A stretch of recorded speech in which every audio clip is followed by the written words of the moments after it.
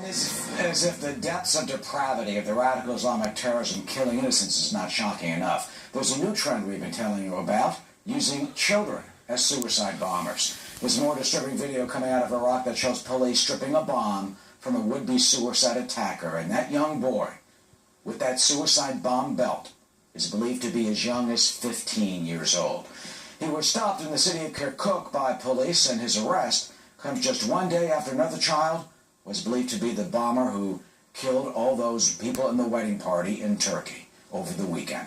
John Hutt is live in the Middle East Bureau with the very latest. So, John, first let's start with that child in Iraq, the latest potential suicide bomber. What do we know about that young boy? Well, Eric, Iraqi police are saying that the boy is claiming that he was kidnapped by ISIS militants and then forced to try to carry out this attempted bombing.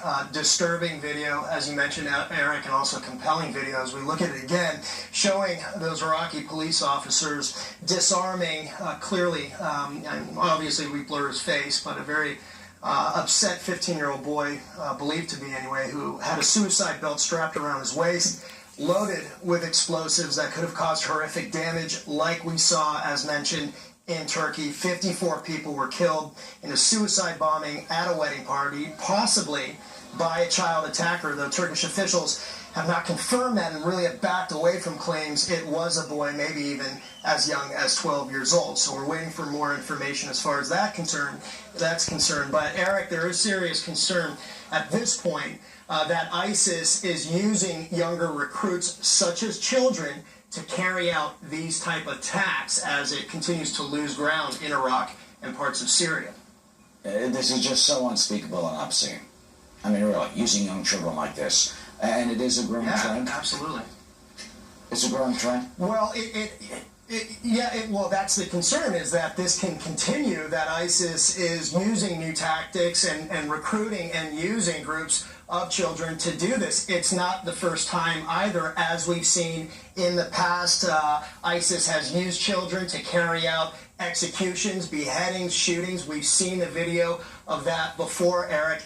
ISIS isn't alone. Al-Qaeda has done the same thing, as we've seen in the past. The Taliban has done that in Afghanistan, Boko Haram in Africa, and also other radical Islamic groups such as Hamas. Hamas recruits children and younger fighters to carry out, or at least to fight, against Israel. I saw that, Eric, when I was in Gaza recently.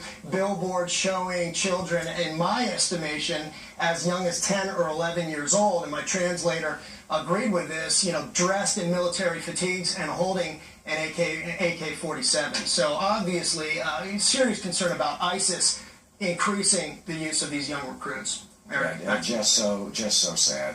John, thank you so much for your insight. So it was more than a year ago when Hillary Clinton said that she had deleted her personal email because there was nothing worth reading in them. Remember this? I chose not to keep my private personal emails. Emails about planning Chelsea's wedding or my mother's funeral arrangements, condolence notes to friends, as well as yoga routines, family vacations. Well, we know from the FBI testimony that there were indeed work-related emails among those, and what a difference a year makes now. We learned that thousands of new emails talk about quite a bit more than yoga. In fact, I don't think they found any yoga emails in there as far as I know. So people want answers. They want to know about the FBI investigation and how it operated. All of this is gaining steam. Do you think that's just a coincidence? Make no mistake, when you donate millions and millions of dollars, what are you asking for?